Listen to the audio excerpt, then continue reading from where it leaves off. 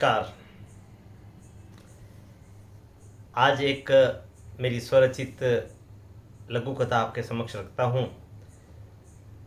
उसमें जो संदेश मैंने उसमें आपको दिया है वो एक बार आपके मर्म को छुए तो उसे अवश्य अपने मित्र परिजनों को इस वीडियो को शेयर कर कर उन तक पहुँचाएँ और इस कहानी को अधिक से अधिक प्रसारित करें। कहानी का शीर्षक है कंबल में लिपटा बचपन। एक दुकान के समक्ष एक प्लास्टिक के तरपाल के नीचे कोई व्यक्ति सो रहा था। सामान्यतः वो व्यक्ति उस दुकान की जो चबूतरी थी वहीं पर वो सोता था। आज चूँकि दुकानदार को कुछ जल्दी कार्य था तो वो दुकान पर आया तो उसने देखा कि दुकान की चबूतरे पर कौन व्यक्ति सो रहा है। जब वो पास में जाया और उसको हिलाया तो अंदर से एक महिला की आवाज़ आई। आवाज़ क्या थी? वो एक रुग्ण, एक बीमार व्यक्ति की जो दर्द के कारण या बुखार के कारण, तपिश के कारण जो स्वाभाविक एक आवाज़ निकलती वैसी आवाज़ थी। उसने पास में थोड़ा उसको हिलाया और बोला कि कौन है बहन, पर अंदर से वैसे ही वो जो कहारने की आवाज़ थी वो आती रही। उसने उस प्लास्टिक को हटाया तो प्लास्टिक के नीचे एक छोटा फटा टूटा एक कंबल था। उस कंबल में एक महिला जिसके बाल बिखरे हुए थे वह सो रही थी। उससे लिपटी हुई एक बच्ची भी उसके साथ सोई हुई थी। जब उस व्यक्ति ने उसको हिलाया तो जब उसके सिर पर हाथ रखा तो आग से तप रही थी, मानो ऐसा शरीर उसका था। संभवतः 104 103 के आसपास बुखार रहा होगा। उसने बड़ा ही प्रयत्न किया कि वो महिला उठ जाए, पर वो महिला उठ नहीं सकी। उस व्यक्ति ने जब निकटतम पुलिस स्टेशन में फ़ोन किया कि मेरी दुकान के समक्ष एक महिला सो रही है और मैं बड़ा प्रयत्न कर रहा हूँ पर उठ नहीं रही है, आप आइए। पुलिस आई। पुलिस जब वहाँ आई तो पुलिस ने प्रयत्न करके उस महिला को उठाकर एक सुरक्षित सही स्थान पर ले जाकर उसको बिठाया। उस महिला को पूछा, तुम कौन हो बहन, या क्यों सो रही हो? बुखार आ रहा, चलो हॉस्पिटल चले। पर वो आनाकानी करती रही। उन सबको वैसे विस्मय भरी नज़र से देख रही थी, मानो ये लोग यहाँ क्यों खड़े हैं, ये कैसा दृश्य है। उस दृश्य को देखकर वो एक तरह से अपने आप को उससे बचने का प्रयत्न कर रही थी।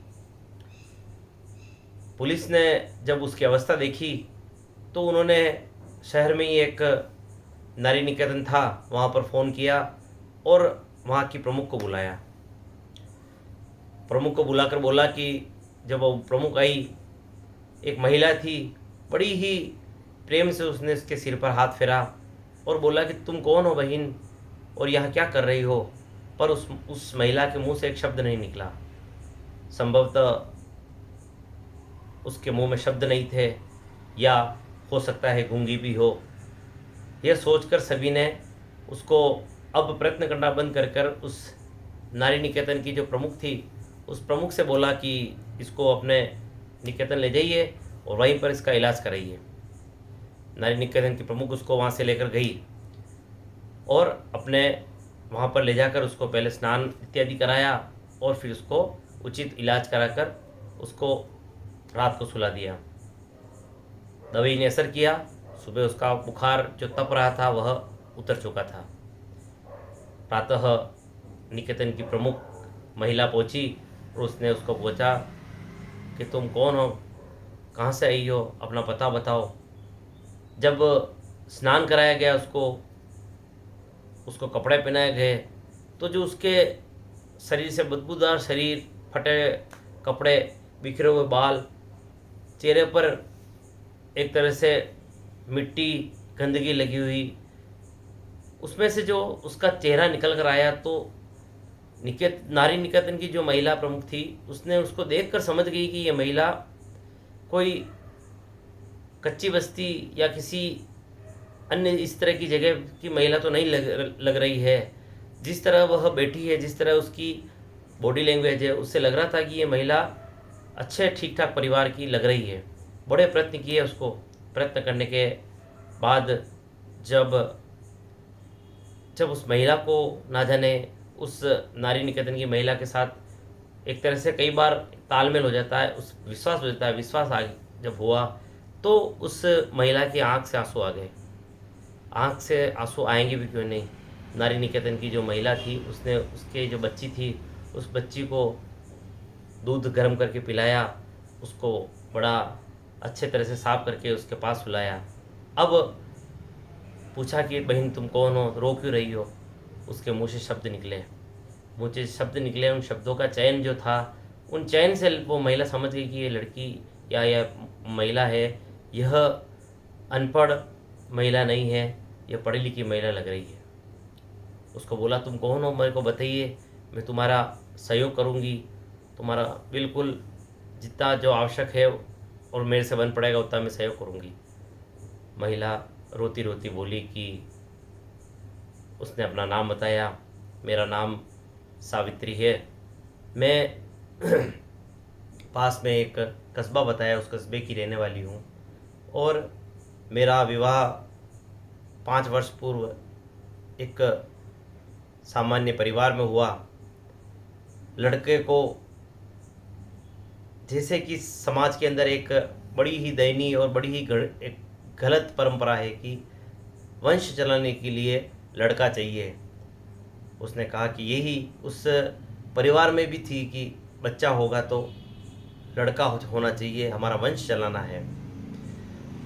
घर के अंदर चूँकि पहले उस व्यक्ति के 1-2 भाई और थे और उनमें उनके भी सभी लड़कियां थी, तो यह आशा का केंद्र थी ये महिला सावित्री कि यह अब बच्चा पैदा करेगी तो वो लड़का ही होगा।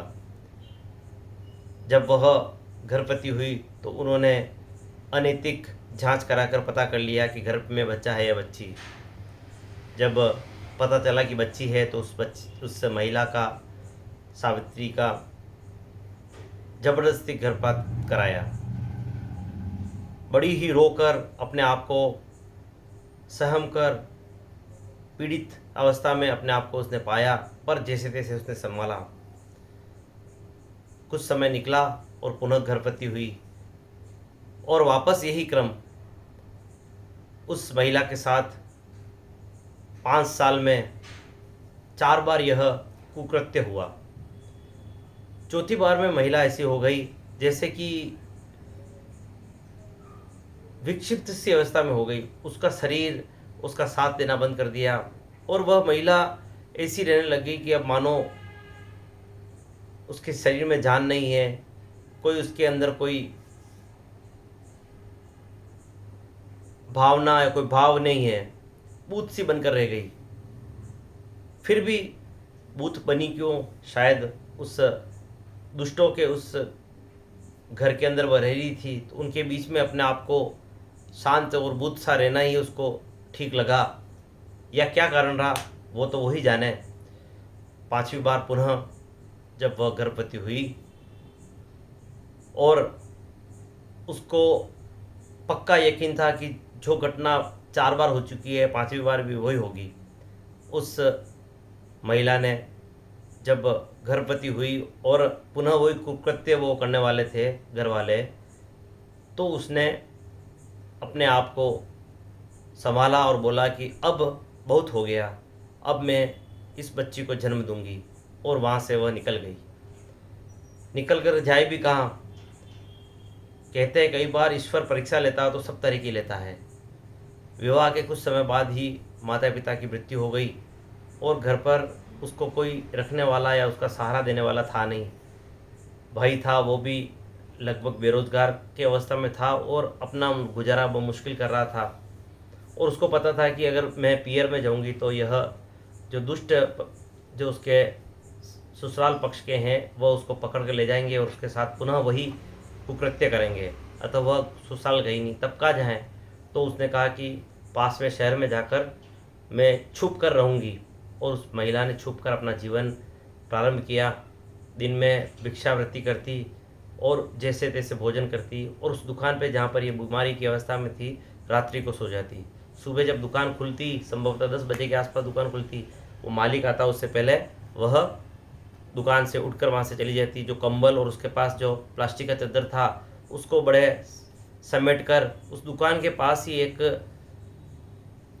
टेलीफोन का एक बॉक्स था पुराना, उसमें कुछ लगा हुआ नहीं था, वो उसके अंदर उसको डालकर ठूस कर बंद करके चली जाती और रात्रि को आकर वहाँ सोती। दिन में भिक्षावृत्ति और रात को या सोती। लंबा समय निकल गया, अपने को बचाने के लिए उसने यही प्रयत्न उचित समझा और वह जो बच्ची उसके गोदी में थी वह संभवतः 7-8 महीने की बच्ची हो चुकी थी। उसकी कहानी सुनकर नारी निकेतन की बहन थी, उसके भी आंखों में आंसू आ गए। उसने बोला कि समाज में यूँ कहते हैं कि त्रेता द्वापर युग में राक्षसों का एक आकार दिखता था। उसके सिर पे सींग, बड़े नाखून, दांत बाहर निकले हुए दिखते थे, तो स्पष्ट पहचाने जाते थे कि यह असुर है। परंतु आज कलयुग के अंदर असुरों के कोई इस प्रकार के सामने दिखते हुआ आवरण नहीं है, परंतु उनके कृत्य उन असुरों को एक तरह से समाज में के सामने लेकर आ जाते हैं। संभवतः ये असुर वही रहे होंगे। मैं अब तुम्हें बचा कर रखूँगी और तुम इस नारी निकेतन के अंदर अपने घर के, इसको अपना घर माने, इस बच्ची को हम पढ़ाएंगे। सावित्री को मानो एक आसरा मिल गया। उसने वहाँ पर अपनी बच्ची को लालन पालन शुरू किया और उस आश्रम को संभालना यानी कि नारी निकेतन को संभालना शुरू किया। चूँकि पढ़ी लिखी तो थी पर उत्पीड़न के कारण होश हवास खो बैठी थी। धीरे धीरे वह उस नारी निकेतन के कार्य का आधार बन गई और वह धीरे धीरे उस नारी निकेतन की प्रमुख बन गई। इधर उसकी जो बच्ची थी उसको भी उसने पढ़ाकर एक अच्छी शिक्षा दी और कहते हैं कि भगवान परीक्षा लेता है, लंबी लेता है, परंतु उसका परिणाम बहुत अच्छा आता है। इसके साथ भी यही हुआ। इतने संघर्ष के बाद खुद उस नारी निकेतन की प्रमुख बनी और उसकी बेटी बड़े कठिन परिश्रम करने के बाद उसने आईएएस का एग्ज़ाम क्लियर किया और अच्छी पोस्ट पे आई। धीरे धीरे अलग अलग स्थान पे पोस्ट होने के बाद आज उसका जो शहर जहाँ पर इस निकेतन चलता है वहाँ पर उसका सम्मान का कार्यक्रम था। वहाँ पर वही शहर के सभी गणमान्य लोग आए भी क्यों नहीं। सेवा के कार्य में वर्षों से इस सावित्री ने अपने आप को झोंक दिया था। सर पर काले बाल से सफ़ेद बाल हो चुके थे, चेहरे पर झुर्रियाँ आ चुकी थी, परंतु चेहरे पर जो आभा थी वो उसकी प्रतिभा, उसके समर्पण, उसके त्याग को दिखाता था। उसके इस कारण उसके बुलावे पर बड़ी संख्या में लोग आए जो इस नारी निकेतन को संभालते थे, सहयोग करते थे। उस प्रकार के सभी लोग उस कार्यक्रम में आए। कार्यक्रम के बाहर लोग जब पदवेश खोलकर, नारी निकेतन का चूँकि एक मंदिर जैसा प्रभाव था, लोग पदवेश खोलकर उस कार्यक्रम में आए। बाहर एक व्यक्ति पदवेश को व्यवस्थित कर रहा था, अंदर भाषण चल रहा था, अपने जीवन के बारे में, अपनी माँ के जीवन के बारे में बताया जा रहा था। बाहर जो व्यक्ति जूते की पंक्ति को सीधा कर रहा था वह पंक्ति सीधा करता करता उस भाषण को सुन रहा था। सुनने वाला व्यक्ति उस सावित्री का पति, किसी ज़माने में जब युवा था उस समय छोटा मोटा कार्य करता था, परंतु एक तो अपनी पत्नी पर किया अत्याचार और दूसरा व्यसन, इन दो के कारण व्यसन ने उसको बर्बाद किया। और ईश्वर के यहाँ कहते हैं देर है पर अंधेर नहीं, उसकी लाठी जब चलती है तो आवाज़ नहीं करती है। आर्थिक संकटों से गुजरा, घर बार बिक गया और व्यक्ति आज वहाँ उस हॉल के बाहर जिस कंपनी ने, जिस टेंट वाले ने जो पूरा कार्यक्रम को सज्जा की, वहाँ वो नौकरी कर कर वो उसका कार्य था कि यह पदवेश पंक्ति में बने रहे, यह इस कार्य को वो कर रहा था, क्योंकि बाकी कार्य वो कर नहीं सकता था। भाषण खत्म हुआ, जब बाहर निकले तो सभी अपने जूते पहन रहे थे। सावित्री ने बरबस ही उस व्यक्ति पर नज़र पड़ी। नज़र पड़ते ही वो वृद्ध हो चुका था, चेहरे पर उसके भी झुर्रियाँ थी, बड़ी बड़ी दाढ़ी थी, बाल बिखरे हुए थे, परंतु जैसे सज्जन व्यक्ति भी हजारों में पहचाना जाता है, वैसे दुष्ट भी हजारों में पहचाना जाता है। सावित्री ने उसको देखते ही पहचान लिया। वो अपने आप को छुपाने का प्रयत्न कर रहा था, परंतु वह छुप नहीं सका। उसने अपनी बेटी को बुलाया और बोला कि इधर आओ, और कहा कि इनसे परिचय करो। तो उसने कहा, माँ ये कौन है? उन्होंने कहा, यह तुम्हारे जन्मदाता है, यही तुम्हारे पिता है, जिन्होंने बचपन में तुझे मारने के लिए तेरी जैसी 4 तेरी बहनों को पूर्व में मार चुके थे, और तेरे को मारने के लिए इन्होंने षड्यंत्र रचा, और मैं तेरे को बचाकर मैं जैसे तैसे मैंने तेरे को जन्म दिया और आज तू यहाँ पहुँची है। ये वही व्यक्ति है जो तेरा जन्मदाता है। कलेक्टर साहिबा ने उनको देखा और बोला कि आप जैसे समाज के लोग ही समाज में बेटियों के सबसे बड़े दुश्मन हैं।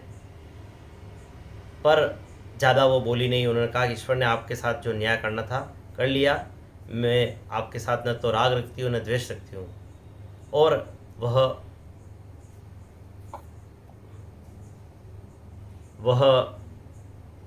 केवल सबके बीच में यही कह सकी, जिस बेटी को आपने बोझ समझा, वह बेटी आज मेरी अपनी माँ का गर्व से सर ऊंचा कर रही है, इस शहर का नेतृत्व कर रही है, और आप के कृत्य, आपके जो कर्म है, वह आपको जूतों की एक पंक्ति को ठीक करने में लगा रहे हैं। पिता शर्म से मानो जमीन में गड़ रहा था, आंखों से आंसू फूट रहे थे, परंतु उसको कोई सहारा देने वाला, कोई संभालने वाला नहीं था। सभी उसको देखकर नज़रअंदाज कर कलेक्टर साहिबा तथा सावित्री जी के साथ वहाँ से निकल गए। बस यही एक छोटी सी लघु कथा आपके समक्ष मैंने रखी। जीवन में कुछ चीज़ें हमारे आसपास घटती है, उस घटनाओं को मैं लेकर अपने शब्दों में पिरोकर आपके समक्ष रखता हूँ।